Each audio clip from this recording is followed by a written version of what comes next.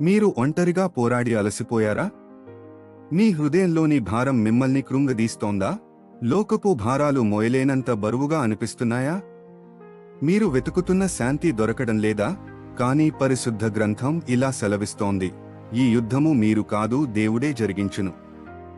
2 దినవృత్తాంతములు 20వ అధ్యాయం 15వ వచనం. దీని అర్థం ఏమిటంటే, మీరు ఎదుర్కొంటున్న సమస్యలు మీవి మాత్రమే కాదు. దేవుడే మీ పక్షాన నిలబడి యుద్ధం చేస్తాడు. మీరు గెలవలేని యుద్ధాలను ఆయన గెలుస్తారు. మీరు చేయవలసిందల్లా ఆయనను నమ్మి ఆయనకు లోబడటమే. ఆయన సన్నిధిలో భయాలు తొలగిపోతాయి, సంకెళ్ళు తెగిపోతాయి. మీ హృదయానికి నిజమైన శాంతి లభిస్తుంది. ఈ సత్యాన్ని గమనించండి. మీ హృదయాన్ని యేసుక్రీస్తు వైపు మళ్లించండి. ఈరోజే ఆయనను మీ రక్షకుడిగా ఎంచుకోండి. ఆయనను ఇప్పుడే ఆహ్వానించండి. ఆయన మీ యుద్ధం జరిగించును.